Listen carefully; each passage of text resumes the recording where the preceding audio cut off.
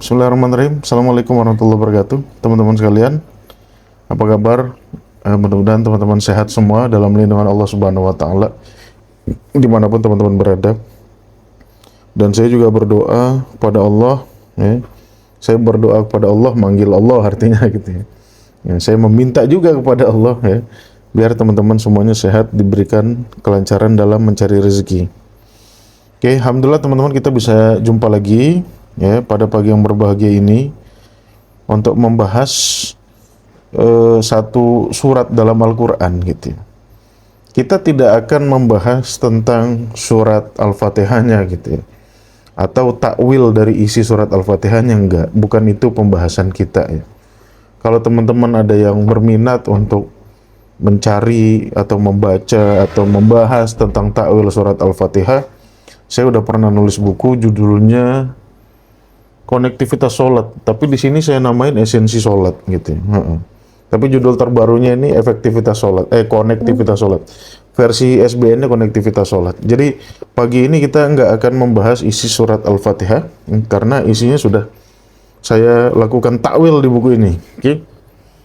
Kalau mau order sama admin aja, nomornya ada di bio saya. Nah, yang akan kita bahas sekarang adalah fenomena di masyarakat gitu ya. Tentang surat Al-Fatihah. Nah, sebelum masuk kajian teman-teman, biasa saya harus disclaimer dulu.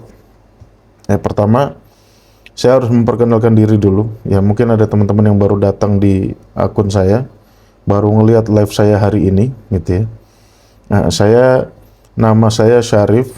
Jadi kalau teman-teman ngelihat kata-kata guru mulia itu sebetulnya translate ke bahasa Indonesia dari Ustadz Syarif. Siapa yang manggil Ustadz? Orang-orang, bukan saya, gitu. Orang-orang manggil saya Ustadz Syarif karena saya lulusan Gontor gitu. Gak tahu ya, kalau di masyarakat lulusan pesantren itu langsung auto dipanggil Ustadz gitu.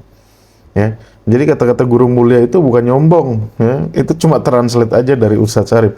Nah, kalau teman-teman nyari nama Syarif, apalagi nama lengkap saya Ahmad Syarif di TikTok, wah payah nulisnya. Mana nama saya pakai ACHMAD gitu kan. Nah, udahlah, kalau guru mulia orang nggak akan salah ketik gitu loh. Jadi ada kemudahan di dalam saya memberikan nama ini. Jadi teman-teman nggak usah searching sama namanya Syarif. Siapa? Syarif siapa? Ahmad Syarif, Syarif Hidayatullah. Susah gitu ya, repot gitu. Nah, udah translate aja ke bahasa Indonesia jadi guru mulia. Dan ini nggak akan orang salah ketik. Guru itu simple, mulia pun simple. Jadi nama ini bukan nyombong ya teman-teman ya. Untuk mempermudahkan siapapun yang ingin mencari nama saya, akun saya di TikTok seperti itu. Oke. Jadi kalau guru mulia kan gampang ngetiknya. Username-nya pun cuma tambahin .id aja, @gurumulia.id.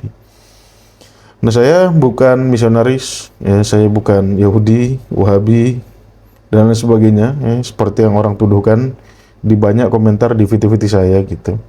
Saya Muslim, ya, lahir dari keluarga Muslim, bapak saya Muslim, ibu saya Muslimah. Gitu. Saya bersekolah dari TK Islam, SD negeri umum biasa, habis itu lanjut di Gontor, SMP, SMA di Gontor, ya 6 tahun. Setelah itu lanjut S1 pendidikan di Universitas Darussalam Gontor, jurusan perbandingan agama, ya. IP-nya lupa, kayaknya 3,4. Setelah itu lanjut ke Pakistan, International Islamic University Pakistan, mengambil jurusan yang sama yaitu perbandingan agama juga gitu. IP-nya 3,9 deh. 3,9 deh. 94. Ini saya ngobrol sama istri. IP saya di Pakistan 3,94. Jadi intinya belajar di Pakistan itu lebih mudah daripada belajar di Indonesia. Entah lebih mudah apa dosennya lebih murah hati di sana gitu. Kalau dosen Indonesia tuh kayak pelit banget ngasih nilai. Nah, di sana kok tiba-tiba IP saya bisa 3,9 gitu. Saya pun kaget nih. Nah, setelah itu saya balik dari Pakistan, ya, di Pakistan saya belajar banyak. Balik dari Pakistan ke Malaysia, di Malaysia saya ngajar bahasa Arab, ya, ngerintis pondok di sana sampai 4 tahun apa ya, saya di Malaysia tuh. Habis itu balik ke Indonesia, sekarang di Pontianak. Jadi nggak ada track record saya itu belajar di gereja mana gitu, mau pergi ke Pantai Costa gitu, nggak ada. Atau belajar ke Vatikan gitu, ya, nggak ada. Ya teman-teman ya. Jadi saya bukan misionaris, apalagi Yahudi, nggak ada hubungannya sama sekali. Ya. Nah, jadi kalau teman-teman melihat judul kajian saya, judul viti-viti saya gitu ya, dirasa berbeda dengan apa yang teman-teman sudah terima di masyarakat gitu. Itu sebetulnya hasil dari berpikir ulang, ya, hasil dari berpikir ulang terhadap apa yang selama ini kita sudah yakini. Ngapain sih lo mikir ulang gitu? Kurang kerjaan. Ya pertama gini teman-teman, apa yang kita yakini hari ini itu tidak sesuai dengan firman Tuhan. Ya, tidak sesuai itu maksudnya gimana? Lah, di surat An-Nisa kan Allah bilang, afala yatadabbarunal Qur'an walau kana min indi ghairillah lawajadu fihi ikhtilafan katsira. Tidakkah kau mentadabburi Al-Qur'an? Kalaulah Al-Qur'an ini berasal dari selain Allah, ya, maka akan banyak terjadi pertentangan di dalamnya. Artinya sebagai muslim, ya, yang mana ajaran kita itu bersumber dari Al-Qur'an, ya, di dalam ajaran Islam, di dalam akidah Islam ini nggak boleh ada pertentangan. Ya, pertentangan itu apa? Nggak boleh ada yang namanya kontradiktif sama sekali, nggak boleh. Ya kan? Nah, nggak boleh. Kenapa? Karena sumbernya dari Tuhan, dari Allah Subhanahu Wa Taala, dan itu sudah dijamin sama Allah. Di surat An-Nisa ayat berapa? 82 kalau nggak salah ya.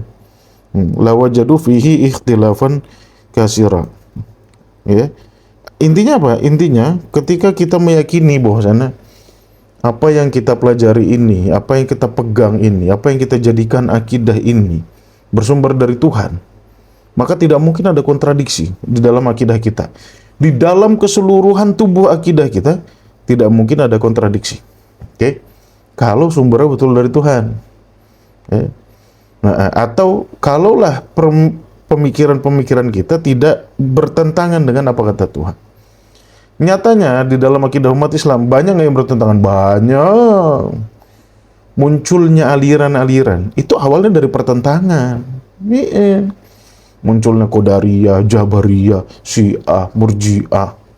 Ya, itu baru aliran-aliran ilmu kalam. Nanti dalam tubuh Islam lahir lagi aliran tasawuf, lahir lagi aliran tarikat, ya, lahir lagi aliran apa namanya, dalam tarikat pun banyak lagi tarikatnya, dalam tasawuf pun banyak lagi tasawufnya, ya kan? Dan masing-masing itu tuh perbedaannya tuh saling bertentangan, gitu. Nah, kalau sudah saling bertentangan ini jadi masalah, gitu ya. Dua hal yang bertentangan tidak mungkin dua-duanya benar. Ya. Kadang-kadang kita di masyarakat udahlah ikhtilaf umat itu adalah rahmat. Yombah mulai gitu kan. Nah, masa ikhtilaf dibilang rahmat? Lah sekarang Tuhan bilang kalau ajarannya itu dari Tuhan nggak mungkin bertentangan satu sama lain. Nah, kok sekarang kita umat Islam nyaman dengan pertentangan? Nah, artinya apa? Artinya kita udah nggak ikut Tuhan gitu kan. Kata Allah, wala takunu kalladzina tafarraqu wakhtalafu. Jangan sampai kau menjadi orang berpecah belah. Dari mana pecah belah ini lahirnya? Dari ikhtilaf, ya. Nah, umat Islam hobinya ikhtilaf, ya. Kalau ada ikhtilaf dibahas aja. Ya, Ustadz ini ngebahas ikhtilaf. Ada beberapa ikhtilaf ulama. Begini-begini. Gak diselesain sama dia gitu. Jadi nilai keulamaannya di mana gitu? Saya pun bingung gitu. Dikatakan ulama gitu, ustadz pinter, kiainya kiai gitu kan. Tapi ada ikhtilaf dibiarin sama dia gitu. Kata Tuhan, wala takunu kalladzina tafarraqu wakhtalafu. Jangan ikhtilaf gitu. Dia melanggengkan ikhtilaf. Jadi apa yang dilakukannya itu bertentangan dengan apa kata Tuhan gitu. Harusnya kalau ada ikhtilaf selesaikan gitu kan. Ya, seperti kajian-kajian saya pada subuh ya, setiap Kamis, Jumat, Sabtu ini untuk menyelesaikan ikhtilaf. Ya, ikhtilaf jangan dilanggengkan. Blow on aja jadi ulama kok melanggengkan ikhtilaf gitu ya. Ikhtilaf tuh nggak boleh dilanggengkan. Dua hal yang bertentangan tidak mungkin dua-duanya benar. Yang paling mungkin salah satu benar atau salah dua-duanya. Udah gitu aja, gampang banget tuh. Itu prinsip logisnya itu nggak bisa dibantah itu. Mau bacot kita kayak gimana nggak bisa dibantah itu. Ya, dua hal yang kontradiktif tidak mungkin dua-duanya benar. Yang paling mungkin adalah benar salah satu atau salah dua-duanya. Nah, itu teman-teman mau bacot kayak gimana pun nggak bisa. Ya. Itu prinsip logisnya seperti itu. Oke. Nah, teman-teman, masuk ke tema kita pada pagi yang berbahagia ini, ya, kekuatan magis surat Al-Fatihah.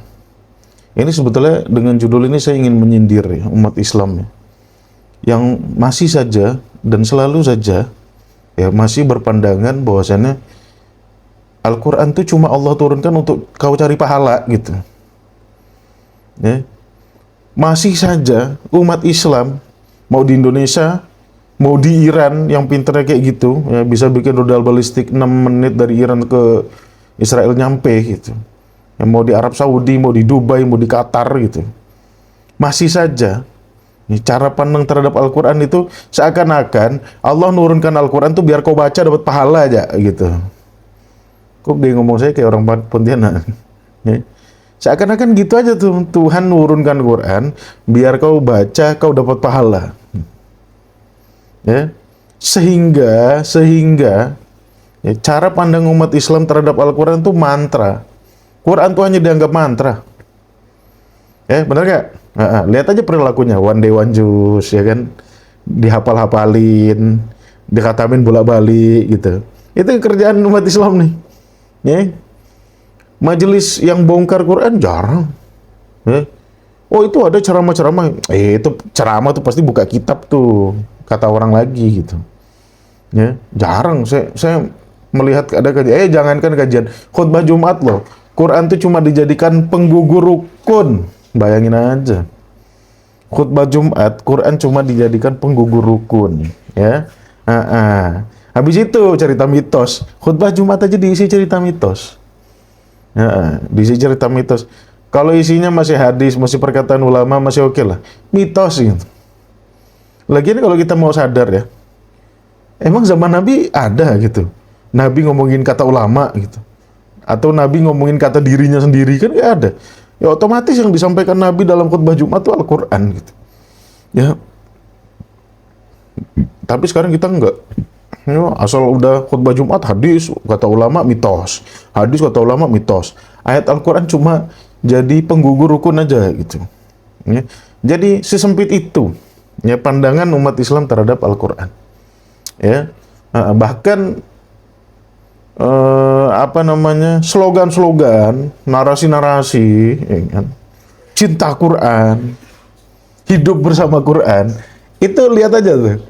Ya, teman-teman kalau nggak percaya 100 orang nih, ya. Kalau ada majelis judulnya Cinta Quran, hidup dengan Al-Quran, apalagi yang penting soal-soalan ini pro sama Quran gitu. Lihat aja kegiatannya apa. Ya, kalau nggak one day one juice, one day one ayat ngapalin gitu. Jadi bullshit aja lah dia bilang cinta Quran tuh. Ya, dia bilang hidup bersama Quran. Ya udah gitu. Isi Quran tuh dia nggak paham. Yang penting dia pagi baca 1 lembar, siang baca 1 lembar, malam 1 lembar. Kayak minum obat gitu. Ya kan, kalau obat masih mending diminum. Ini cuma dibaca doang. Kayak orang baca resep gitu. Ya pagi 1 lembar, siang 1 lembar, malam 1 lembar. Tuh, coba cek ya, cek sendiri teman-teman ya. Cek kalau ada kumpulan majelis ya isinya pencinta Quran, suka baca Quran, hidup bersama Quran, live with Quran, tadabbur Quran. Ya lihat aja isi kegiatannya. Kalau nggak kayak gitu, ya saya jamin itu. Ya. Isi kegiatannya apa? Hanya menjadikan Al-Quran sebagai mantra. Oke. Nah, karena Al-Quran itu dipandang sebagai mantra, ya kan? Nah, dipilihlah satu surat yang dianggap mempunyai kekuatan magis yang paling besar gitu. Nah, surat itu disebut dengan surat Al-Fatihah gitu. Ya, karena letaknya di awal surat. Buka Quran tuh langsung lihat surat Al-Fatihah. Nah, surat Al-Fatihah ini dianggap sebagai mantra yang paling kuat dalam Al-Quran gitu. Ya kan? Itu anggapan umat Islam itu. Ya, jujur-jujuran aja, yo ngaku. Nggak ngaku tak buktikan nanti. Nggak usah saya buktikan lah, udah banyak buktinya. Ya. Jadi Al-Fatihah itu dianggap mantra segala mantra, ya, atau ayat Al-Quran yang paling kuat mantra magisnya. Ya. Sehingga apa? Sehingga Al-Fatihah disebut sebagai Ummul Kitab. Oh, disebut Ummul Kitab. Ya kan? Kalau ada doa-doa tuh, ya termasuk saya juga pelakunya gitu ya. Hayya naqra, ya. Ala hadhihi niyyah. Wah, kalau di majelis-majelis tuh ila hadratin Nabiyil Mustafa Rasulullah sallallahu alaihi wasallam. ya kan? Naqra ummul kitab, nah, gitu. Ya kan, Al-Fatihah. Nah, Al-Fatihah dianggap sebagai ummul kitab. Nanti kita akan bahas tuh, bener gak tuh ummul kitab tuh Al-Fatihah gitu ya. Kalau udah salah, nanti kalau saya nyatakan argumennya salah versi Al-Quran, nggak usah ngotot lagi gitu ya, nggak usah ngebelain ulamanya lagi ya. Karena ulama manapun kalah sama Al-Quran gitu. Nah, disebut sebagai ummul kitab. Oke. Yang kedua, ya, Al-Fatihah itu dibaca di setiap ritual keagamaan. Lihat aja deh, majelis mana yang nggak baca Al-Fatihah? Ya, bahkan yang bukan majelis keagamaan aja baca Fatihah. Ya, baca Fatihah gitu kan. Mau apa namanya? Mau apa aja, arisan ibu-ibu. Ayo Bu, kita mulai arisan kita ini biar berkah, baca Al-Fatihah bersama-sama. Ala haziniyah wa ala kulli niyatin sholihah, Al-Fatihah gitu. Ya, untuk buka majelis ya dibaca tuh mantra Al-Fatihah, untuk nutup majelis Al-Fatihah lagi, ya kan. Untuk membuka doa, sebelum doa, ayo teman-teman, mari kita sama-sama berdoa dalam majelis-majelis tuh ya, mau majelis tabligh akbar, mau maulid nabi, mau atakah kubro, mau maulidan, mau tahlilan ya, mau apapun kumpulnya gitu ya, pasti selalu permulaannya tuh Al-Fatihah ya. Dan kalau ada doa, ya, kalau ada ritual doa dalam majelis-majelis itu, ya pasti Al-Fatihah. Sebelum doa Al-Fatihah, setelah doa Al-Fatihah, itu pasti. Ya, mari kita berdoa teman-teman biar majelis kita ini menjadi berkah, gitu kan. Ada hadhihi niyyah, ada kulli niyyatin salihah, Al-Fatihah, nah, gitulah. Ya, intinya Al-Fatihah dibaca di setiap ritual keagamaan. Ya. Habis doa, subhana rabbika rabbil izzati amma yasifun wa salamun alal mursalin walhamdulillahi rabbil alamin. Nah, ini kalau saya hafal gini, ini mantan pelaku saya ya. Jadi kalau teman-teman dulu pelaku atau sampai sekarang masih pelaku, tenang aja. Saya juga mantan gitu ya. Saya dulu mantan mantra Al-Fatihah, mantan. Jadi tenang aja teman-teman. Ya, kita ya we feel the same. Oke. Amin. Al-Fatihah. A'udzubillahi minasyaitonir rajim. Gitulah. Ya, seperti itu kurang lebih. Ya kan? Nah, itu yang kedua, ya. Yang ketiga, fenomena di masyarakat lagi apa? Al-Fatihah dikirim ke mayit. Ya, Al-Fatihah dikirim ke mayit. Ya. Sampai orang-orang rasional, ya orang-orang beragama, orang-orang muslim yang rasional, ya, nanya sama ustadz. Ya, orang-orang rasional kan pusing nih. Orang mati dibacain Fatihah. Ya, dari mana gitu kan? Dari mana juntrungannya gitu kan? Apa hubungannya orang mati dikirimin Fatihah gitu kan? Nah, ditanya lah Ustadz gitu kan. Pak Ustadz, kalau kita baca Al-Fatihah untuk dikirim ke mayit katanya, itu nyampe kagak tuh Pak Ustadz gitu kan, surat Al-Fatihahnya gitu. Terus kata Ustadznya apa? Lah, itu Fatihah balik lagi ke rumah apa kagak gitu. Bayangin aja ya teman-teman ya, agama gitu loh, ngomongin wahyu Tuhan, dia menganggap Al-Fatihah tuh kayak barang yang bisa dikirim pakai JNE gitu, blow on emang, kesel kadang-kadang tuh. Itu kan umat bertanya ya, maksudnya umat tuh pengen tahu bener gitu, kita bacain Fatihah ini what for which purpose kita bacain untuk mayit itu gitu ya, dibalasnya apa? Lah itu Fatihah balik lagi kagak ke rumah lo katanya. Kagak Pak Ustadz. Ya kalau gitu nyampe katanya. Ya, terus nyampenya surat Al-Fatihah ke mayit itu gimana tuh? Nyampe kuburan itu apa gimana gitu? Ya. Nah itu yang ketiga tuh. Ya. Di acara maulid, di acara Isra Mi'raj, coba lihat ya teman-teman NU tuh. Ya, kalau teman-teman NU kan kalau daftar apa namanya? Daftar ilaruh, summa ilaruh tuh biasanya itu. Ya, teman-teman yang tahlilan ya kan. Summa ilaruh disebutin satu-satu tuh. Haji ini bin ini, hajah ini bin ini, haji ini bin ini. Biasanya udah pada haji tuh yang disebutin ya kan. Ada hadis ini lahumul Fatihah, dikirimin Fatihah. Kalau orang sini biasanya Melayu ya kan, 10 nama satu Fatihah gitu. Nah, kalau orang Jawa nggak mau, satu nama satu Fatihah. Wah, gila gua. Ya, jadi Fatihah dikirim ke mayit, ya kan? Entah kepentingannya apa, nggak tahu. Yang penting dikirim ke mayit aja pokoknya. Ya. Nah, kemudian yang keempat, ini saya bacain fenomena-fenomena di masyarakat dulu ya. Habis itu saya kritik habis-habisan ya. Siapin telinga teman-teman ya. Ya. Oke, yang keempat, kadang-kadang Al-Fatihah dibacain ke ubun-ubun anak biar jadi soleh. Ini kemarin istri saya baru ngomong, yang ada itu tuh, apa namanya, suruh baca Al-Fatihah di ubun-ubun anak gitu. Ya kan? Biar apa? Biar pinter, biar soleh katanya. Nah, memang Al-Fatihah tuh mantra bener gitu. Ya, kegunaannya macam-macam dah. Ya, ini aja belum seberapa nih. Ya, jadi ummul kitab, jadi ibunya Quran, ya. Jadi mantra pelancar acara, jadi mantra pemulus doa, ya. Jadi mantra apa loh, penyelamat mayit, ya. Jadi mantra kecerdasan anak, kesolehan anak gitu ya. Nah, itu Fatihah juga tuh, ya. Jangan kecil hati teman-teman. Saya juga pelaku dulu. Anak-anak saya dulu pas kecil-kecil bacain Fatihah, ya kan? Apa namanya, posternya dicium bacain Fatihah, palanya dicium bacain Fatihah gitu. Tenang aja ya. Jangan merasa bodoh sendiri. Kita bodoh bareng-bareng gitu. Saya pernah soalnya gitu. Oke. Ya.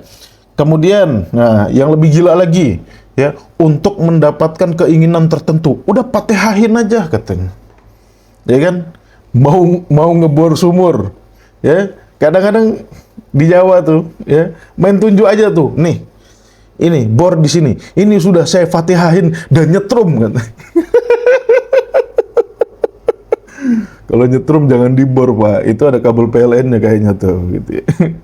Ya, ini bor sumur di sini nih, ini sudah saya Fatihahin, ini nyetrum ini katanya. Nah, jadi Al-Fatihah digunakan juga sebagai mantra untuk mendapatkan keinginan tertentu. Ya, ngaku aja. Nah, selain saya siapa? Ayo ngaku. Saya ngaku nih. Ya. Teman-teman, jangan ngerasa bodoh sendiri ya. Saya bersama teman-teman gitu. Oke. Nah, intinya teman-teman, dari kelima fenomena ini ya, kita dapat mengambil kesimpulan bahwasanya memang umat Islam pada umumnya menganggap Al-Fatihah sebagai mantra yang kekuatan magisnya tuh luar biasa gitu. Ya, sehingga kita libatkan Al-Fatihah itu di berbagai macam ritual dan berbagai macam, pokoknya kabeh wis, buka toko Fatihah, tutup toko Fatihah, mau kerja Fatihah, mau keluar rumah Fatihah, masuk rumah Fatihah, kabeh wis. Ya. Nah, pokoknya Al-Fatihah itu dianggap sebagai mantra segala mantra. Oke, sehingga kegunaannya banyak dipakai di mana-mana. Ya, bahkan teman-teman yang live itu, mari teman-teman sebelum kajian kita mulai dengan Fatihah gitu. Ya. Sama. Saya dulu juga gitu. Jangan berkecil hati, teman-teman. Oke, sekarang gini ya. Nah, sekarang saya mulai serius nih. Tadi membahas fenomena masyarakat ya. Kita ngetawain diri sendiri gitu. Ya, kita ngetawain diri kita sebagai umat Islam gitu. Ya, kok gitu sih cara kita memperlakukan Al-Qur'an gitu ya. Oke, ya Al-Fatihah kan salah satu surat dalam Al-Qur'an. Oke, gini ya teman-teman ya. Kita verifikasi ya, fenomena-fenomena ini kita coba menilai pakai sudut pandang Al-Qur'an.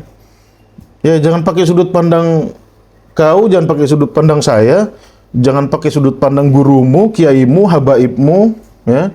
Ustadzmu, ulamamu, jangan pakai kacamata itu. Oke? Kita coba nilai perilaku kita ini pakai kacamata Al-Qur'an. Ya, Al-Qur'an itu punya koridor. Al-Qur'an itu mengarahkan. Ya, Al-Qur'an itu menyuruh, melarang, menasehati, mewasiatkan. Al-Qur'an itu mengatur. Oke? Jadi Al-Qur'an itu bukan informasi mati. Dia mengatur, gitu ya. Mengarahkan, memberikan petunjuk. Oke? Jadi mari untuk menilai perilaku kita terhadap Al-Fatihah ini, jangan pakai kacamataku, jangan pakai kacamatamu, jangan pakai kacamata ustadzmu, jangan pakai kacamata kiaimu, ulamamu, habaibmu, ya, junjunganmu, tokohmu, syekhmu, jangan, oke? Kita pakai kacamata Al-Qur'an, ya. Kalau salah ya udah salah gitu, ya. Nggak usah lagi kita, oh tapi menurut saya ini, ya ini kan Quran kita ngomongin. Saya tenggelam lah gitu. Oke? Sekarang gini ya teman-teman. Kita cobalah, kita kembalikan lagi pada Al-Quran. Al-Quran ini apa sih gitu? Ya. Al-Quran ini apa? Diturunkan kepada manusia sebagai apa gitu? Ya, untuk apa? Sebagai apa? Fungsinya apa dia? Ya kan? Contoh sederhana lah, contoh sederhana. Ya, kita dulu sering berlangganan koran gitu. Kita beli koran tuh, ya kita berlangganan koran tuh, ya kan? Kita tahu fungsinya koran. Koran ini fungsinya adalah informasi, kabar, berita terkini, update terbaru. Kemarin terjadi apa di muka bumi ini gitu, ya kan? Kita langganan koran, kita beli koran, kita lihat headline newsnya gitu kan. Kita lihat isi beritanya yang tulisannya kecil-kecil itu, kita lihat daftar isinya, gitu, ya kan? Kita lihat apa saja yang terjadi di muka bumi kemarin. Gitu. Ya, contoh koran hari ini, gitu ya. Kita beli di pasar atau di lampu merah misalkan. Ya, ada anak jualan koran, nak beli koran satu, gitu kan. Apa yang ingin mau kita tahu dari koran ini? Dari koran ini kita ingin mengetahui apa kabar dunia kemarin. Gitu. Ya kan? Pada hari Rabu apa yang terjadi di muka bumi ini? Kita buka lah koran itu. Ya, kita baca gitu. Kita membaca koran bukan untuk dapat pahala gitu. Kita membacanya untuk mendapatkan petunjuk informasi, ya, untuk menambah wawasan kita.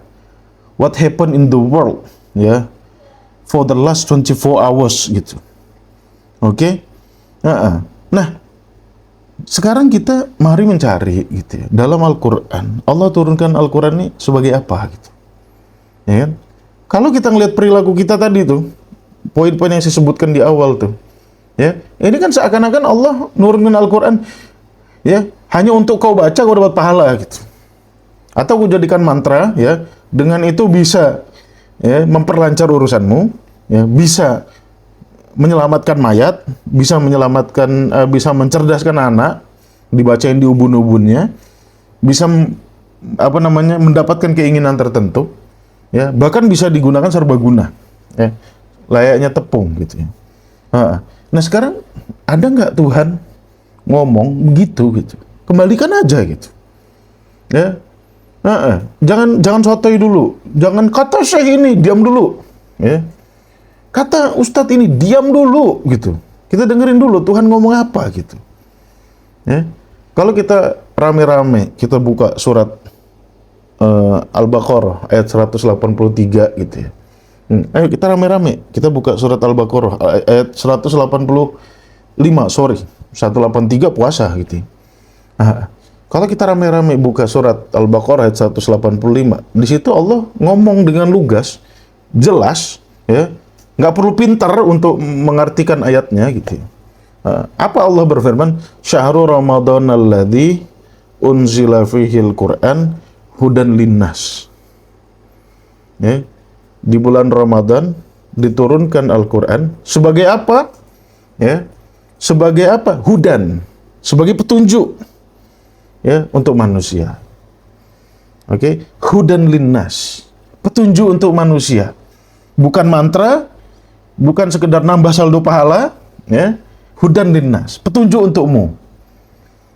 Oke, jadi kalau dalam keseharian kita, ya, Al-Quran itu seperti layaknya kita beli kulkas atau mesin cuci atau AC atau HP, iPhone. Kita beli iPhone yang baru keluar, iPhone 17 misalnya, ya. Di dalam box iPhone itu ada buku petunjuk gitu, manual book gitu. Manual book ini isinya apa? Karena itu adanya di kardus iPhone 17, maka manual book ini, ya, sebagai petunjuk cara penggunaan iPhone seperti apa. Ya. Oke, kita beli iPhone 17. Ya kan? Kita dapat buku petunjuk. Buku petunjuk itu akan menjelaskan iPhone ini seri keberapa, ya kan? Kemudian bahannya berasal dari bahan apa? Titanium kah, aluminium kah? Ya, layarnya berasal dari apa? Ya, Gorilla Glass kah? keramik kah gitu kan. Kemudian CPU-nya bagaimana?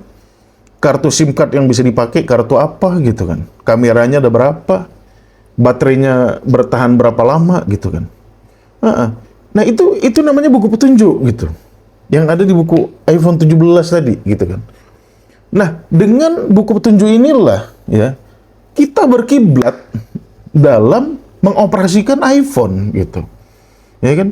Dengan buku petunjuk inilah kita berkiblat, kita tunduk ya dalam mengoperasikan iPhone tersebut, ya kan? Gimana cara nyalainnya? Gimana masukin SIM-nya? Ya kan? Chargernya berapa watt?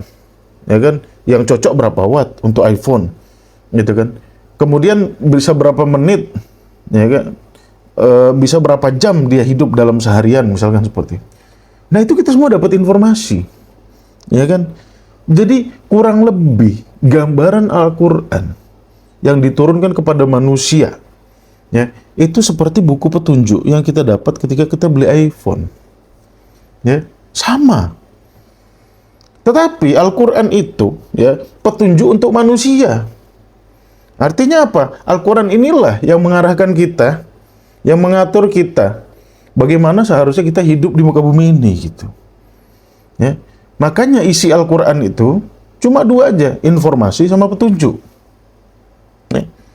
Al-Quran menginformasikan masa lalu kita seperti apa, masa kini yang kita hadapi seperti apa, masa depan seperti apa, kemudian petunjuknya apa gitu. Itu Al-Quran tuh gitu. Jadi kamu harus begini, begini, begini, begini, begini. Terhadap orang tua kamu harus begini, begini, begini. Terhadap alam kamu harus begini, begini, begini, begini. Terhadap anak kamu harus begini, begini, begini, begini. Terhadap musuh, Quran ngatur loh. Ya, terhadap musuh kafir, musyrik, kita harus bagaimana? Begini, begini, begini, begini. Terhadap munafik, kita harus bagaimana? Begini, begini, begini, begini. Kalau mau ngutang lo gimana? Gini, gini, gini, gini. Kalau mau meninggalkan wasiat, bagaimana? Begini, begini. Diatur semua sama Al-Quran. Kalau mau makan, yang ini, yang ini, yang ini, yang ini. Ini nggak boleh, ini haram, ini najis, ini begini, begini, begini. Itu diatur sama Al-Quran. Ya. Itu loh, pada dasarnya tuh Al-Quran diturunkan tuh untuk jadi petunjuk gitu. Alright? Ya.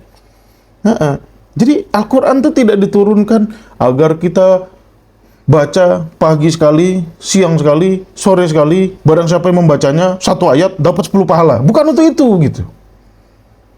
Ya. Bukan untuk itu. Ya. Tuhan tidak ngajarin orang-orang untuk kembali ke masyarakat primitif pakai mantra-mantra. Enggak, Tuhan nggak ngajarin itu. Ya, jangan kita kembali ya ke ajaran primitif hanya atributnya diganti Quran gitu. Bukan itu, oke? Oke, jadi esensi dari Al-Quran tadi adalah sebuah petunjuk, sebuah informasi yang Allah turunkan pada kita untuk ngatur hidup kita. Alright? Oke? Nah, petunjuk dan informasi ini dikemas dalam bahasa Arab. Ya.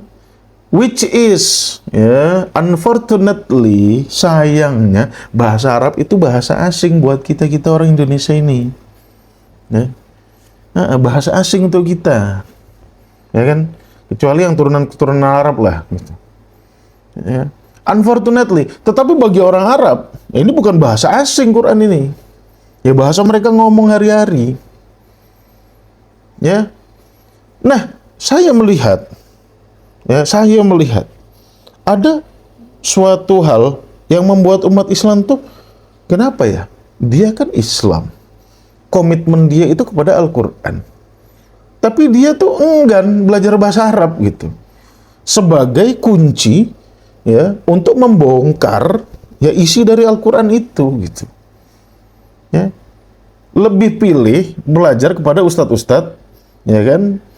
Yang mana ustadz-ustadz kita nggak tahu juga tuh. Ustadz tuh bisa nggak bahasa Arab, bisa betulan apa enggak tuh? Ya. Bisa, oke, bisa bahasa Arab sejauh mana gitu. Ya kan? Nah, kadang-kadang yang nggak jauh pun kita asal ustadz ya kita ikutin aja gitu kan. Ya ini penyakit kita tuh. Ya. Nah, ini penyakit kita. Al-Quran dikemas dalam bahasa Arab asing untuk kita nggak mau mempelajari gitu. Sedangkan konsep-konsep lain yang rumit-rumit kita pelajari. Kenapa? Karena kita butuh itu untuk profesi misalkan. Ya. Nah, profesi saya mau jadi arsitek. Oh, saya mempelajari arsitek itu matematika, sudut kemiringan apa, ya kan, sirkulasi udara, bla bla bla bla. Dipelajari sama dia, biar rumit gitu. Kenapa? Ada kepentingan profesi gitu. Tapi untuk kepentingan Al-Quran, ya, udah males lah, belajar dari Ustadz aja lah. Nah itu, belajar dari Ustadz ini kadang bisa benar, kadang bisa salah gitu. Ya kan? Nah gimana cara kita memfilternya? Balik lagi. Ya, itu semuanya tergantung kemampuan kita dalam memahami bahasa Arab gitu kan. Dalam memahami petunjuk Allah yang Allah berikan kepada kita yang di-packing dengan bahasa Arab. Oke? Dan saya rasa di sini ada semacam ya keengganan dari masyarakat Nusantara ya untuk padahal bahasa Indonesia itu banyak sekali nyerap dari bahasa Arab. Banyak sekali. Ya. Apa? Coba sebutin aja ya. Rakyat, musyawarah, masyarakat. Ya. Apalagi yang dari bahasa Arab? Berkah. Ya kan? Izin. Itu bahasa Arab semua loh itu. Ya. Apalagi? Banyak sekali dan biasanya kosakatanya penting-penting tuh. Ya, menafikan. Itu bahasa Arab gitu. Ya kan? Nah, ya, banyak sekali. Seluar, sirwal dari kata-kata sirwal gitu. Ya. Nah, banyak bahasa kita yang diadopsi dari bahasa Arab. Tapi kita sendiri enggan untuk mempelajari bahasa Arab. Oke? Sehingga bahasa Arab ini asing, sehingga muncul mental malas kita, nggak usahlah kita belajar bahasa Arab. Ngapain juga kan ustadz-ustadz udah banyak. Akhirnya nggak usah pelajari bahasa Arab, ikut ustadz. Ikut ustadz nih beda-beda nih. Yang ini bilang A, yang itu bilang minus A, saling bertentangan, pusing sendiri. Ya. Jadi mau nggak mau balik lagi ke Quran, balik lagi kita pelajari bahasa Arab. Ya kan? Seperti itu kan. Nah jadi petunjuk ini di-packing sama Allah dalam bahasa Arab. Jangan kita malas belajar bahasa Arab. Sehingga karena kemalasan kita ini, ya untuk memahami isi dari petunjuk yang Allah berikan kepada kita ini, kita lari gitu. Larinya apa? Ya itu tadi, menjadikan Al-Quran sebagai mantra-mantra gitu. Yang punya kekuatan magis. Ya. Dan nggak sedikit ustadz yang kalau ceramah ngomongin kata-kata ini nih, kekuatan magis ayat Al-Quran ada banyak. Ya. Jadi Al-Quran tuh disamain sama dia sama simsalabim gitu. Disamain sama dia sama mantra-mantra penyihir gitu. Ya kan? Nah, ini yang jadi masalah gitu. Ya. Mungkin awalnya kita hanya menganggap oh nggak apa-apa, kalau nggak paham nggak apa, baca aja. Nanti dibaca dapat pahala kok. Itu konsep dasarnya gitu. Kedepannya berkembang di masyarakat gitu. Oh nggak cuma dapat pahala kau, gitu kan? Nggak cuma dapat pahala nih. Kamu baca, ya. Kalau kamu mau mancing, baca surat Al-Waqiah 14 kali. Pasti kamu dapat pancingan banyak. Nah ini kan kembang nih, berevolusi. Yang awalnya ya cuma pahala kebaikan aja gitu ya. Berevolusi.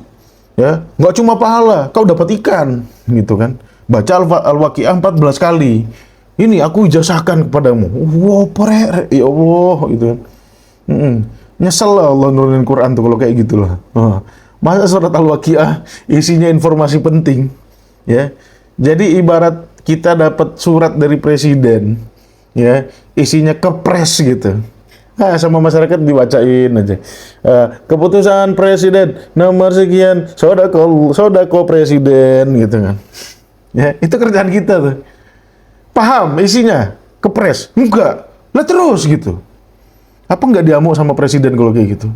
Aku terus kepres biar kau paham gitu loh. Biar kau sebarkan ke orang lain, biar kau ajarkan ke orang lain.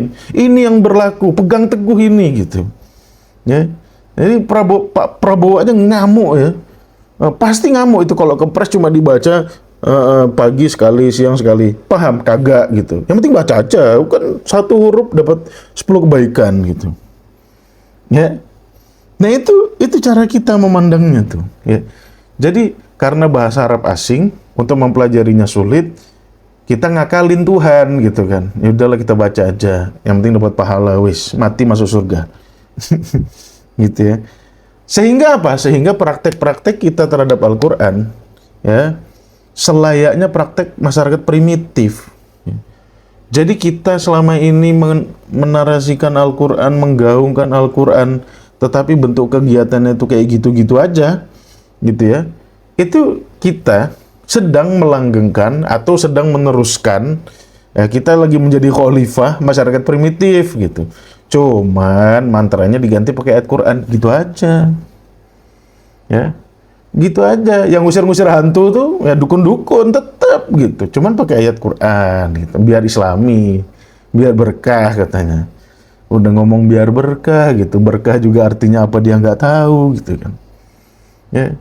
Nah jadi ini loh. Pada hakikatnya itu kita primitif aja gitu. Bahkan nggak cuma primitif, kita melanggengkan keprimitifan itu ya dengan atribut-atribut Al-Quran. Pakai Fatihah. Nah jadi Fatihahnya tuh kayak simsalabim, abrakadabra gitu. Ya. Kata-kata kun fayakun itu kan dimaknai simsalabim, abrakadabra gitu. Nah kata-kata Al-Fatihah, surat Al-Fatihah ini dijadikan mantra segala mantra. Ya kan? Seperti itu. Ini yang jadi masalah gitu ya. Oke. Nah, jadi dari cara pandang yang keliru, ya, kita nggak mau tunduk dengan cara pandang Allah terhadap Al-Quran, yang mana Allah menurunkan Al-Quran sebagai petunjuk agar kau baca, ya bacanya benar gitu, ya. Tapi baca itu pelajari, pahami. Kau baca nggak paham, itu kayak kita ngapal lagu Thailand tapi nggak tahu artinya gitu. Bodoh-bodoh aja gitu. Ya, kau baca, kau pahami, ya, jadikan prinsip, sebarkan ke orang banyak. Itu perintah Tuhan terhadap Al-Quran. Gitu. Ya, kita artikan lain. Kau baca satu huruf, 10 kebaikan, gitu kan. Kerjaannya ngumpulin saldo aja gitu dari Al-Quran ini. Nilainya kagak dapet, ya kan? Dijamin gak dapet. Buktinya apa? Tuh lihat umat Islam tuh, ya. Bahkan yang sholat, orang-orang yang sholat kan minimal dia baca Fatihah 5 kali. 5 kali, 10 kali. Enggak juga, 17 kali. Ya. 17 kali dia baca Fatihah sehari. Ya. Tapi karena dia baca Fatihah itu dia nggak paham, ya kan? Akhirnya apa? Ya lihat aja perilakunya umat Islam gitu. Ngaku aja deh lo gitu. Wah, nggak ngaku, gue buat ngaku nih. Ya, kenapa? Ya karena itu Al-Quran cuma dijadikan mantra. Kita hanya melanggengkan masyarakat primitif dengan atribut-atribut Tuhan. Ya kan? Masyarakat primitif tuh dulu pakai mantra. Mantra. Pokoknya mantra semua deh. Gitu ya. Sampai ngusir hantu pun pakai mantra mereka. Ya, rukyah-rukyah itu.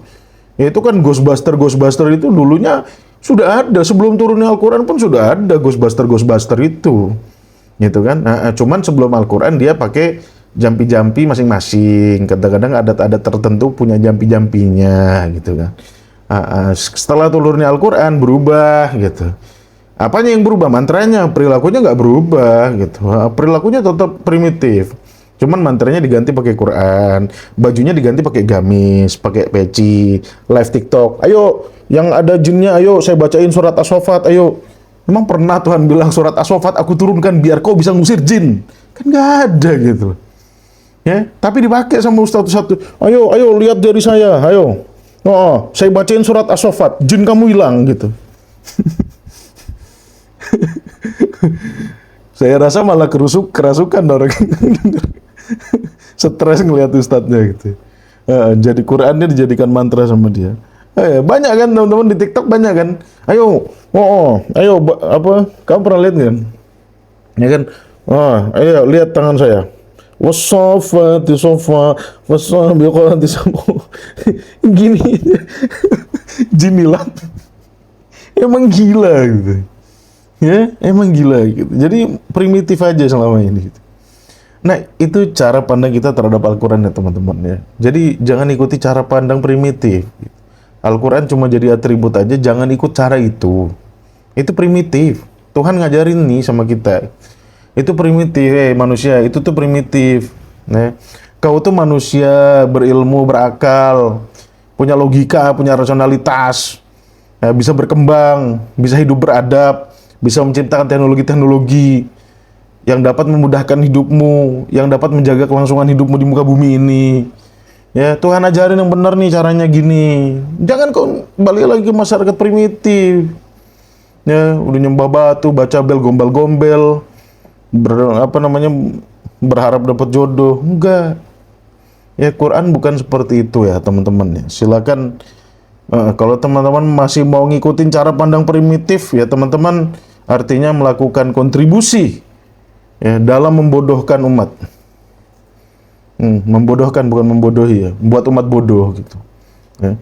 Tetapi kalau teman-teman mengajak sanak saudara, minimal anak, istri, kawan-kawan dekat, ya untuk kembali memiliki cara pandang yang benar terhadap Al-Quran, ya artinya teman-teman sudah melakukan kontribusi agar umat ini semakin baik. Oke. Fakta sejarah setelah Al-Quran turun 2 abad, 3 abad, ilmu pengetahuan berkembang. Ya. Balik mitos lagi setelah Imam Ghazali itu balik mitos lagi gitu. Sebagai dekan yang dikagumi seluruh dunia, dia malah memutuskan ilmu agama lebih baik daripada ilmu dunia, pelajari ilmu dunia tidak ada gunanya. Itu ya, tapi udah meninggal, ya udahlah, mau kita apain lagi. Kita nih yang masih hidup nih, oke? Seperti itu. Ini PR buat kita, teman-teman. Alright? Itu kalau kita mau pakai kacamata Al-Qur'an. Kitabun anzalnahu ilaika litukhrijan nasa minaz zulumati ilan nur, biar manusia itu yang tadinya bodoh jadi pintar. Ya kan, surat Ibrahim ayat berapa tuh? Ayat awal-awal, ayat 1, ayat 2. Ya. Jelas-jelas kitab ini tuh untuk mengeluarkan kau dari kebodohan. Bukan malah melanggengkan perilaku primitifmu dengan mengganti mantra-mantramu dengan Al-Quran gitu. Oke? Seperti itu. Kemudian, ya, kita bahas satu-satu, kita breakdown satu-satu. Ini cara pandang umum dulu ya, teman-teman ya. Cara pandang umum. Oke, betulkah Al-Quran disebut dengan Ummul Kitab? Ya. Betulkah Al-Quran disebut dengan Ummul Kitab? Oke. Kembali ke Al-Quran lah ya. Capek gitu, udah ngarang-ngarang tuh capek dah. Oke. Buka surat Ali Imran ayat 7 dah. Ya. Ngarang capek. Saya pun nggak pintar ngarang deh. Udah capek ngarang. Ya. Dulu seumur hidup saya ngarang aja kerjanya. Oke. Ali Imran ayat 7. Alright. Di situ jelas loh. Allah sebutkan Ummul Kitab itu apa tuh jelas. Ya. Oke. Saya bacakan ayatnya. Huwallazi anzala alaikal kitab. Ya. Dialah Allah yang menurunkan kepadamu Alkitab. Ya, jadi sebetulnya mushaf Quran 30 juz itu Allah beri nama Alkitab, bukan hanya Al-Quran. Kalau Al-Quran itu sebagian kecil dari itu aja. Ya. Nanti kita bahas lagi lah bagian-bagian dari Al-Quran. Oh ternyata begitu kok. Iya memang begitu gitu. Memang faktanya yang Allah turunkan itu kepada kita itu namanya Alkitab. Lah terus Al-Quran apaan? Al-Quran itu sebagian kecil dari itu gitu. Ya nggak sebagian kecil sih, 2/3 lah. Oh jadi Al-Quran itu hanya bagian dari Alkitab? Iya gitu. Kok kita tahunya Al-Quran? Ya kan kau tahu dari ulamamu, bukan dari Al-Quran itu sendiri gitu loh. Ya, jadi udahlah. Mau nyalain ulama juga ngapain gitu, udah pada mati gitu kan. Ya, udah salahin diri sendiri aja udah, lebih nyaman dah. Oke. Nah di sini Allah bilang, Huwallazi anzala alaikal kitab. Dialah Allah yang menurunkan Alkitab. Ya kan? Minhu. Oke, di antara Alkitab ya. Ini kalau teman-teman masih ada yang meragukan bahasa Arab saya, lo emang bisa bahasa Arab gitu. Nah, makanya saksikan live bahasa Arab saya setiap Senin sampai Rabu di akun Tadabbur Institute, bukan di sini. Ya, jam 7.30 malam. Itu saya akan ajarin teman-teman dari paling dasar sampai paling sampai paling advance ya. Nah, kadang-kadang diragukan. Ya kita mau nyombong juga nggak enak gitu. Tapi kalau nggak disombongin juga nggak ada buktinya gitu kan. Makanya daripada nyombong nggak ada gunanya, mendingan nyombong dalam mengajar gitu aja lah gitu. Biar ada gunanya gitu. Jadi saya nyombongnya itu pakai ngajar gitu. Biar teman-teman dapat manfaatnya gitu. Jadi nggak cuma nyombong gitu. Oke. Huwallazi anzala alaikal kitab. Minhu dari Alkitab ini ayatun muhkamat. Ada ayat-ayat yang muhkam. Oke. Ahkama yuhkimu itu fiil dasarnya. Ya, kemudian menjadi fiil majhul, uhkima yuhkamu. Oke. Orang-orang yang ngerti bahasa Arab pasti paham apa yang saya omongin. Oke. Uhkima. Apa makna uhkima? Dijadikan hukum. Ya. Dijadikan hukum. Bukan maknanya jelas, enggak. Kalau jelas tuh al-bayan, bayinat, mubayinat, yubayinu, itu maknanya jelas gitu. Kalau muhkam itu bukan jelas maknanya. Landasan hukum itu ya namanya juga hakama, muhkam dari kata hakama. Hakama itu artinya yang memberikan aturan. Hukum itu maknanya adalah aturan-aturan ya yang mengatur perilaku kita, perilaku manusia, itu namanya hukum. Alright? Seperti itu ya. Di antara Alkitab, jadi minhu, bagian dari Alkitab itu namanya ayat muhkamat. Ayat-ayat yang dijadikan dasar-dasar hukum. Oke? Yang dijadikan arahan-arahan untuk mengatur perilaku manusia. Itu namanya ayat muhkamat. Ya. Bukan ayat-ayat yang jelas. Yang ngartikan ayat muhkamat ya jadi ayat jelas ini katrok, nggak ngerti bahasa Arab gitu ya. Ayat muhkamat itu artinya ayat-ayat yang bersangkut paut sama hukum. Ya, vokal dasarnya aja muhkam gitu kan. Nah, ayat muhkamat inilah, ayat-ayat yang mengatur perilaku inilah ya disebut sama Allah sebagai hunna. Hunna itu ya seperti huwa ya. Kalau mendefinisikan itu al-imanu huwa. Nah, ini kita ingin mendefinisikan, Allah ingin mengatakan apa itu ayat muhkamat. Ayat muhkamat itu adalah ummul kitab. Silakan buka Qurannya masing-masing. Ya, surat Ali Imran ayat 7. Alright? Hunna ummul kitab. Ya. Jadi yang dimaksud oleh Allah ayat muhkamat atau yang dimaksud oleh Allah sebagai ummul kitab ya. Ini jelas loh ayatnya nih. Ya, orang nggak terlalu pintar pun bisa membaca loh ini. Ya. Yang Allah maksud dengan ummul kitab secara eksplisit nih. Kalau masih ada yang bantah, bodoh aja gitu. Ya. Yang Allah maksud dengan ummul kitab adalah ayat muhkamat. Ayat-ayat tentang hukum-hukum perilaku. Apa contohnya hukum-hukum perilaku? Ya ayyuhan nas la ta'kulu amwalakum bainakum bil batil illa an takuna tijarah. Wahai manusia, jangan kau makan harta sesamamu ya dengan cara-cara yang batil kecuali dengan tijarah. Ini namanya ayat yang mengatur hukum, yang mengatur perilaku manusia. Ya. Apalagi ayat-ayat yang mengatur hukum banyak. Ya, la ta'kulur riba ad'afam mudha'afa. Jangan makan riba secara berlapis-lapis. Itu ayat muhkamat. Apalagi ayat-ayat muhkamat, hurrimat alaikumud dam wal maitah, diharamkan atasmu darah dan juga bangkai. Itu ayat muhkamat. Ngerti ya sekarang ayat muhkamat tuh ya? Oke. Itu maksud dari ayat muhkamat. Oke. Coba lihat ayat lainnya yang menyebut kata ummul kitab lagi. Yo. Surat Ar-Ra'd, surat 13. Ayo sama-sama buka nih. Kita mau dengar apa kata Tuhan nih. Nggak kata orang terus, pusing dah kalau kata orang terus ya. Surat Ar-Ra'd ayat 37. Ya, teman-teman yang kebingungan dari tadi yang komentar macam-macam tuh, udahlah, tunduk aja sama kata Quran nih, sama kata Tuhan nih, tunduklah. Oke, coba lihat yuk surat Ar-Ra'd ayat 37 sampai 39. Oke. Wa kadzalika anzalnahu hukman Arabian. Oke, jadi selain Allah mengatakan Quranan Arabian, ya, Allah juga menyebutkan benda lain yang Allah sebut sebagai hukman Arabian, hukum yang berbahasa Arab gitu, bukan hukumnya orang Arab. Oke, hukman Arabian. Nah, yang dimaksud dengan hukman Arabian itulah ayat-ayat muhkamat. Hukum-hukum ada relasinya, gitu. Ya. Wa kadzalika, dan kami turunkan pula ya sebagai hukum Arabian. Ya, sebagai hukum ya yang mengatur perilaku manusia.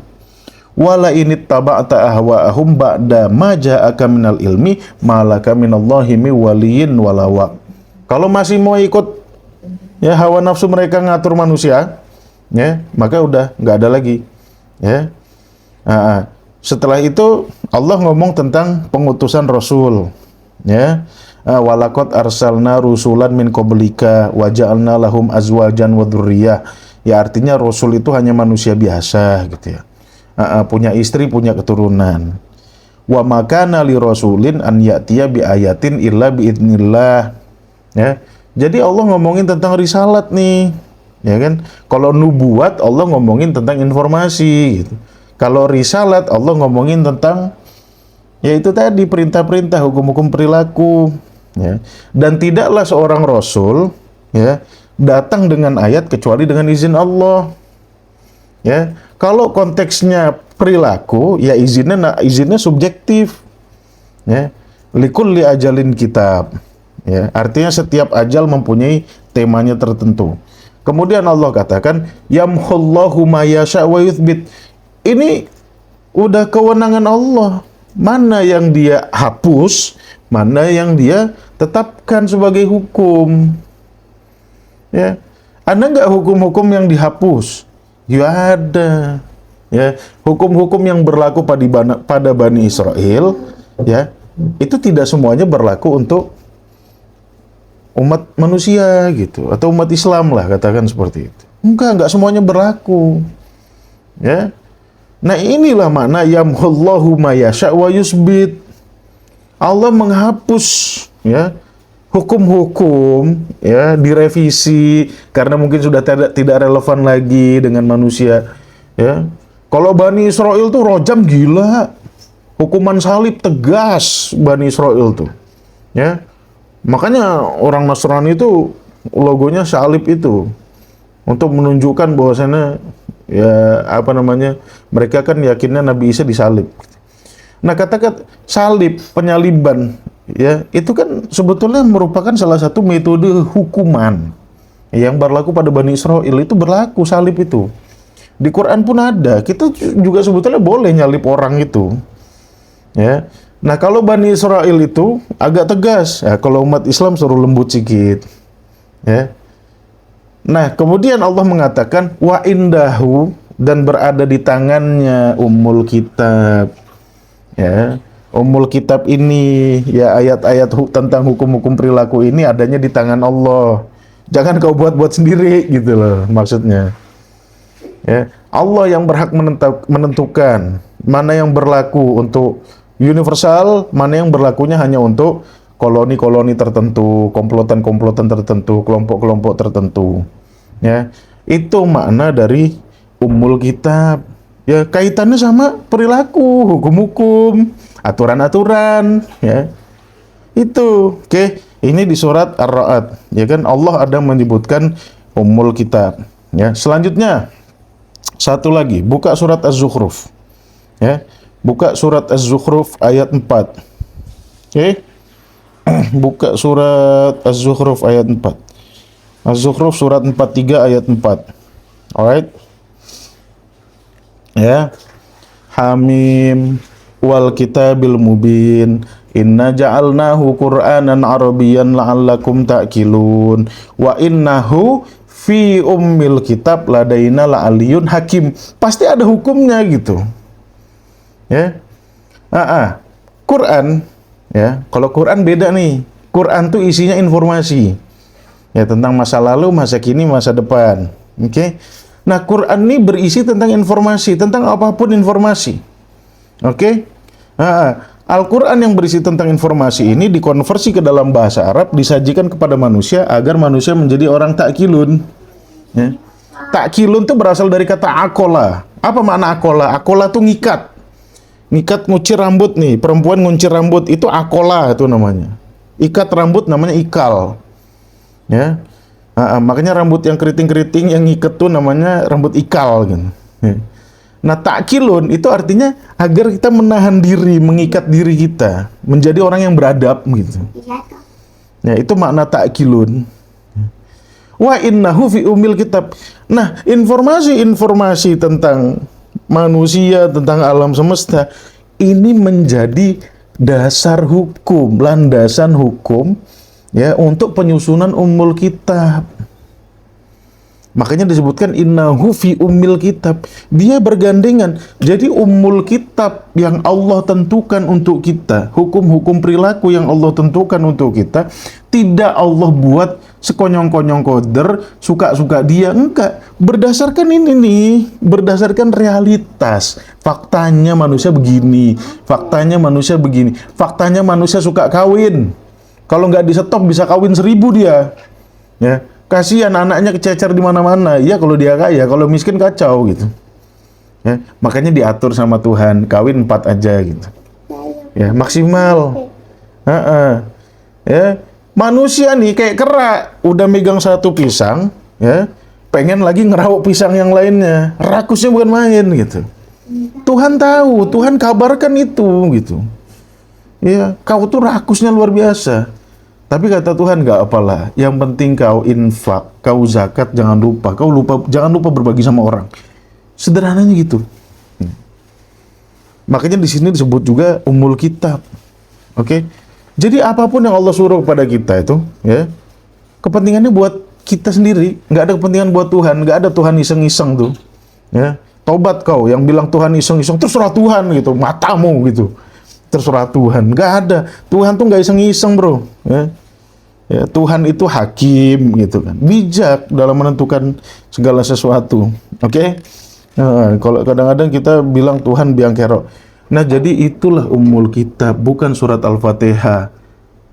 Oke? Dasar-dasar Qurannya sudah saya sebutkan, argumentasinya sudah saya sebutkan. Kalau kau masih percaya sama ustadz-ustadzmu, sama habaibmu, sama kiaimu, terserah urusanmu, bukan urusan saya. Saya udah nyampaikan apa kata Tuhan tentang ummul kitab. Bukan Al-Fatihah ummul kitab itu, ya. Terserah kau. Kau mau membesarkan Tuhan atau membesarkan ulama dan kiai dan habaib, mau terserah gitu. Ya, saya sudah nyampaikan apa kata Tuhan. Kalau saya disuruh milih, ya Tuhan lah yang paling besar gitu. Kalau Tuhan udah bilang gini, masa kita mau ngotot sama Tuhan? Kata siapa? Kata saya ini. Lah Tuhan udah bilang kok, dia malah ngurus kata saya gitu loh. Pusing-pusing. Oke. Terakhir, ya. Al-Fatihah dikirim kepada mayit. Gini ya, saya terangin postulat Qur'ani terhadap orang yang mati nih ya. Ini kita nggak ngomongin perasaan. Ini kita nggak ngomongin boleh nggak boleh ya. Ini kita ngomongin hak batil. Kita ngomongin fakta dan realitas. Oke. Ya, mungkin kita sering bertanya ya. Selama ini kita ngirim Al-Fatihah untuk mayit ngapain gitu. Bahkan mayit sebelum sebelum dikubur dibacain azan itu ngapain gitu ya. Nah, pasti kaum rasionalis punya pertanyaan tentang hal ini gitu ya. Saya kasih postulat Qur'aninya ya untuk orang yang sudah meninggal. Setelah kematian, dengerin baik-baik nih ya. Setelah kematian semua putus. Tus. Alright. Oke. Ya. Setelah kematian, ya kita semua putus. Selesai urusan. Saya minum dulu.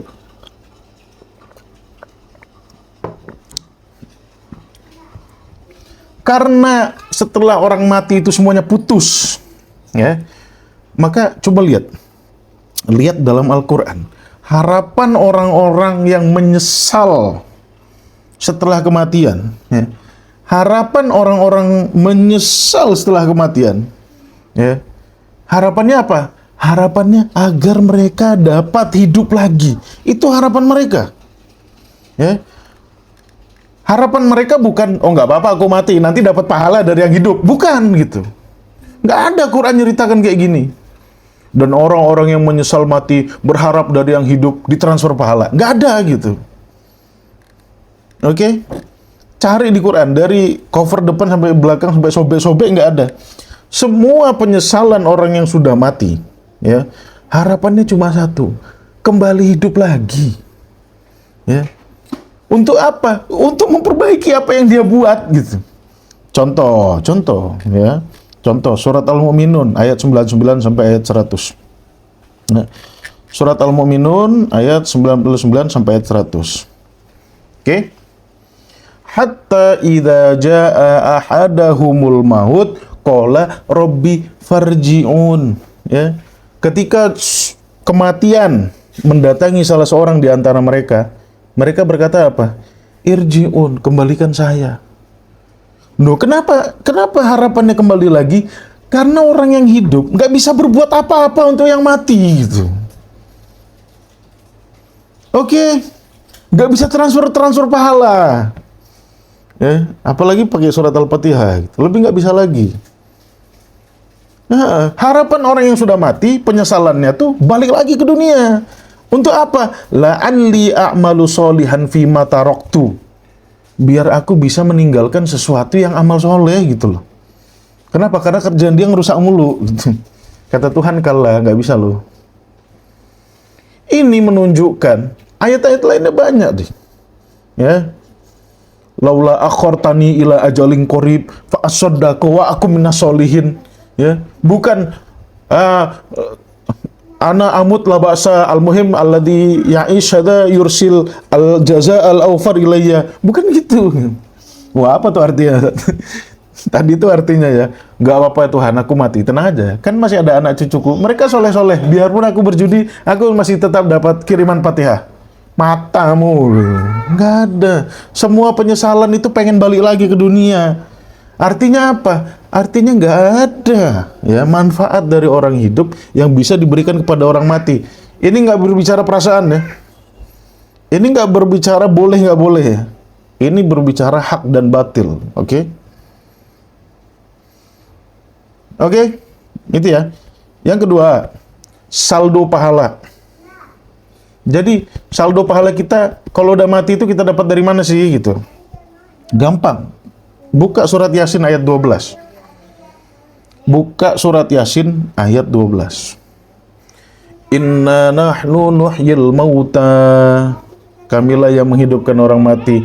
Wa naktubu ma qaddamu. Dan kami menulis apa yang sudah mereka perbuat. Satu. Perbuatan kita selama hidup. Ya, orang YBS yang mati. Oke? Orang YBS yang mati itu. Ya. Satu. Ya. Saldo pahalanya dari mana? Satu, perbuatan dia selama hidup. Itu yang pertama. Makodamu. Yang kedua, wa atharohum, dan bekas-bekas yang ditinggalkan oleh mayit. Oke? Misal, saya bangun jembatan selama hidup saya. Kemudian saya mati. Nah, jembatan itu tuh ya mendatangkan saldo pahala buat saya gitu. Tapi harus saya yang bangun, bukan anak saya gitu. Ya. Harus saya yang bangun, bukan anak saya. Oke. Jadi saldonya dua itu gitu. Perbuatannya sama bekas-bekas yang ditinggalkannya. Alright. Bukan yang hidup kirimin Al-Fatihah, mudah-mudahan pahalanya nyampe ke mayit, cus nyampe. Kagak bakal. Ya. Kita mau beristighfar untuk yang mati nih, ya, mau minta ampun untuk yang mati, ya. Sedangkan yang mati itu sesat luar biasa, kagak bakal, gitu. Jangankan sampean, Ibrahim, ya. Ibrahim minta tolong, ya Allah, ampuni bapakku, sesungguhnya bapakku orang yang sesat. Ditegur sama Allah, maka nalin Nabi, surat At-Taubah, ya. Jangan sampai ya tidak layak bagi seorang nabi dan orang-orang yang beriman an yastaghfiru, ya, untuk meminta ampun ya kepada orang-orang yang sudah jelas jahanamnya walaupun dia kerabat dekat. Dilarang sama Allah. Bukan cuma tidak dikabulkan ya doa Nabi Ibrahim itu bapaknya tuh. Dilarang doa dia sama Allah. Dilarang minta sama Allah. Jangan-jangan lu minta lu macam-macam aja Ibrahim gitu. Ya. Nah kemarin ketika Maulid ada yang nanya sama saya, Ustadz betul nggak semua keturunan Nabi Muhammad itu sampai Nabi Adam katanya orang-orang baik semua? Lah bapaknya Nabi Ibrahim itu gimana? Ya, anaknya Nabi Nuh si Kanan tuh gimana? Jadi nggak semua keturunan Nabi itu pasti baik, yang enggak lah gitu. Kau nih bikin mitos, memang jangan bikin mitos yang susah dijelaskan gitu loh. Ya, oke. Saldo kita dari situ gitu. Ya. Kita minta ampun buat yang mati itu sebetulnya nggak ada gunanya. Coba lihat di Quran, nggak ada minta ampun untuk yang sudah mati itu nggak ada. Kalau mau minta ampun untuk yang masih hidup, kenapa? Karena yang masih hidup masih punya kesempatan untuk memperbaiki diri. Kalau sudah mati ya udah putus dia. Ya, ini bicara hak batil. Ya, Bukan bicara boleh nggak boleh, tapi kalau kita mendoakan orang mati gimana? Ya boleh-boleh aja gitu. Tapi secara hak batil ya, urusan minta ampun tuh, urusan YBS sama Tuhan. Tuhan nggak kenal orang ketiga. Ya, Tuhan kenal orang ketiga kalau orangnya masih hidup. Kalau sudah mati udah putus, selesai. Alright. Oke. Nah lantas, kalau kita mau membuat interpretasi, ya, bagaimana dengan anak, ya, sepeninggal kita, dan anak itu baik karena hasil didikan kita, ya itu termasuk bekas-bekas yang ditinggalkan. Gitu. Ya, misalkan saya meninggal, anak saya jadi menteri, gitu ya. Dia mendatangkan manfaat untuk orang banyak, jadi gubernur, jadi presiden, gitu ya. Ya saya dapat pahala karena didik dia. Bukan dia nanti bikin jembatan, pahalanya nyalir ke saya, bukan gitu. Ya tetap saya dapat pahala karena berhasil mendidik dia gitu. Tetapi kalau dia bikin rumah sakit, dia bikin jembatan, dia ngaspal jalan, ya, itu pahalanya buat dia, bukan buat kita. Biar dia kasih nama jembatan itu pakai nama saya gitu. Kagak gitu. Ngomongin hak batil ya. Oke. Bukan ngomongin boleh nggak boleh. Kalau boleh nggak boleh silakan aja. Oke. Kalau ngomongin boleh nggak boleh silakan aja. Tapi kalau ngomongin hak batil, itulah. Ya. Jadi nyampe nggak kita kalau kirim Fatihah ke mayit? Kagak bakal nyampe. Ya, kita bacain Fatihah biar pahala baca Fatihahnya nyampe ke mayit, kagak bakal. Ya pahala itu untuk diri lu sendiri aja gitu. Ya, kagak bakal nyampe. Kenapa? Karena itu usahamu. Allah tuh nggak salah tempat. Usaha orang kok dikasih ke orang lain, kagak bisa. Ya, kecuali kerjanya bareng-bareng berdua kerjasama, ya itu urusan lain. Alright. Jadi itu ya, Al-Fatihah bisa dikirim ke mayit atau enggak? Kalau ke mayit itu ngirim bunga aja lah, taburin ke kuburannya itu. Dah. Ya. Mayat itu kan aslinya bangke. Aslinya bangke gitu, ya. Udah nggak ada gunanya lagi tuh badan, makanya dikubur biar nggak bau gitu loh. Nah, kita berlebihan. Kita angkat-angkat mayat sampai nggak tahu lah derajat mayat kayak gimana gitu. Oke. Itu. Kemudian Al-Fatihah dibacain ke ubun-ubun anak biar soleh. Ya coba aja, gitu ya. Coba aja, silakan coba aja. Ya, coba aja gitu. Kalau mau nyoba tuh gampang. Kalau kata Tuhan tuh, coba 100 berhasil 100. Itu kata Tuhan tuh. Ya. Kalau kata orang tuh margin of error-nya masih ada lah. Kalau kata Tuhan, ya kalau benar-benar kita mencetuskan konsep atas nama Tuhan, ya. Dari 100 orang dicoba harus berhasil 100. Itu, ya. Teman-teman yang mau coba harus berani jamin. Ya. Orang kita uji medis saja, tanya dokter Saparudin lah, ya. Satu obat itu biar sampai di pasaran, samplingnya berapa orang? Ya. Apa namanya? Antar ras. Ya, ya bukan cuma orang loh, antar ras. Coba secara medis, coba biokimia, coba ini.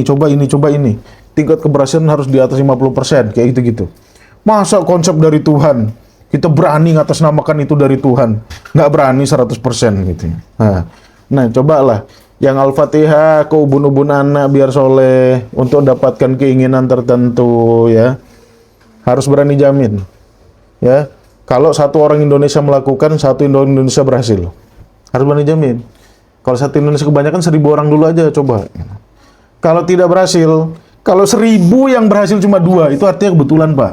Ya. Kalau dari 1.000 yang berhasil cuma 2, itu kebetulan Pak namanya. Ya.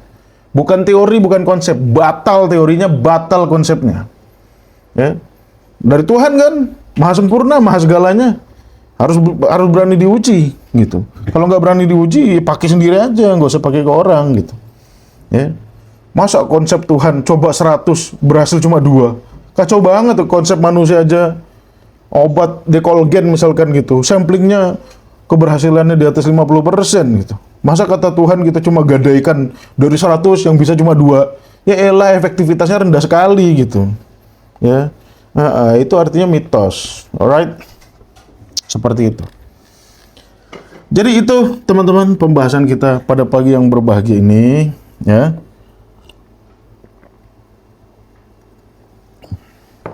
Ya, mudah-mudahan teman-teman paham apa yang saya sampaikan.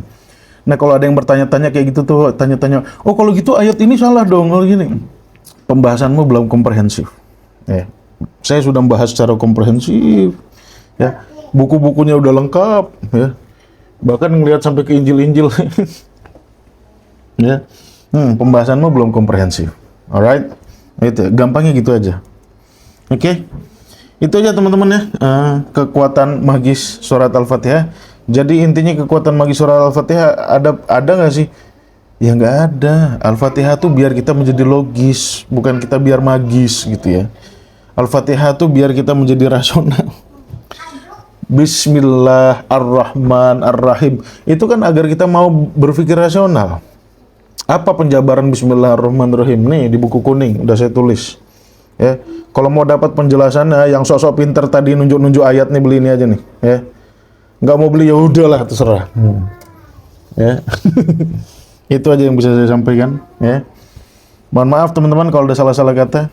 Jumpa lagi besok di jam yang sama dengan tema-tema yang lebih menarik lagi. Ya, dengan tema-tema yang akan membuat kuping-kuping umat Islam panas. Ya, tetapi apa yang saya kasih itu obat. Ya. Bukan sebatas sound horeg yang dapat merusak telinga, ya, tetapi obat tetes telinga. Ya, insya Allah bisa menyembuhkan penyakit mitos, anti logika, anti rasional yang ada di otak teman-teman sekalian, ya khususnya umat Islam seluruhnya. Oke, itu aja teman-teman yang bisa saya sampaikan. Tapi balik lagi, kalau teman-teman puas dengan kajian yang lain, ya silahkan. Ya, saya tidak memaksa biar teman-teman mau ikut kata Tuhan, enggak. Tuhan pun nggak maksa. Maksudnya saya mau maksa gitu. Cuman kalau teman-teman yang selama ini bingung, yang selama ini skeptis, yang selama ini punya pertanyaan yang belum terjawab di kajian-kajian lain, mungkin di kajian-kajian saya terjawab. Ya, saya hanya menyampaikan apa kata Tuhan. Saya nggak pinter ngarang, ya. Saya nggak pinter manipulasi, gitu. Ya. Nah, saya hanya menyampaikan apa kata Tuhan. Kata Tuhan Ummul Kitab tuh ini, ya saya sampaikan. Kata Tuhan, cara pandang terhadap Al-Quran tuh gini, saya sampaikan. Kata Tuhan Al-Fatihah bisa nggak dikirim ke mayit melalui analisis ayat-ayat, ternyata tidak bisa, saya sampaikan. Oke. Kalau teman-teman masih mau melakukan, ya silakan aja gitu. Tapi ingat ya, kontribusi teman-teman untuk melakukan pembodohan terhadap umat itu termasuk salah satu bekas-bekas yang ditinggalkan gitu. Saya udah taubat. Ya, kita dulu sama bodohnya kita, ya. Tapi saya udah taubat gitu. Sekarang saya mau perbaiki diri lah, dakwah, mengajak orang mau berpikir waras. Ayo kembali pada Al-Quran. Bedain kata orang, kata Tuhan. Kata Tuhan pasti benar, kata orang bisa benar, bisa salah. Kalau kata orang bertentangan sama kata Tuhan, maka jangan ikut. Biarpun dia pakai sorban, biarpun dia profesor, doktor, biarpun dia ulama besar. Ya, jangan ikut. Kenapa? Karena dia bertentangan sama apa kata Tuhan yang pasti benar, nggak mungkin salah. Itu aja teman-teman, bijak dalam menyikapi materi live saya. Ya, kalau teman-teman mengharapkan rekamannya, insya Allah ada di YouTube Tadabbur Institute. Ya, insya Allah 2 jam 3 jam setelah ini saya upload di YouTube Tadabbur Institute. Ingat ya, bijak dalam menyikapi apa yang saya sampaikan. Oke. Saya tidak menyampaikan dari pemikiran saya, tetapi berdasarkan ayat-ayat Al-Quran. Alright, itu aja teman-teman. Makasih banyak atas perhatiannya. Makasih juga yang gift tadi. Ya, mudah-mudahan ya teman-teman lancar terus mencari rezekinya. Itu aja. Makasih juga teman-teman Tadabbur Institute yang masih bersama saya terus ya belajar. Mudah-mudahan tidak bosan untuk mempelajari Al-Quran gitu ya. Saya sangat mengapresiasi teman-teman yang ada di Tadabbur Institute. Mudah-mudahan teman-teman ya bisa menjadi agen perubahan bagi masyarakat Muslim Indonesia khususnya. Untuk Abang Haidir jelas di Malaysia, bukan di Indonesia lagi. Mudah-mudahan dari teman-teman ini akan muncul ya generasi Islam yang siap berevolusi, mau berpikir logis, mau berpikir rasional, tidak lagi tenggelam dengan narasi-narasi mitos yang dibawa oleh orang-orang berjubah putih, bersorban dan lain sebagainya. Itu aja teman-teman, maafkan saya kalau banyak salah-salah kata. Wabillahi taufiq wal hidayah. Assalamualaikum warahmatullahi wabarakatuh.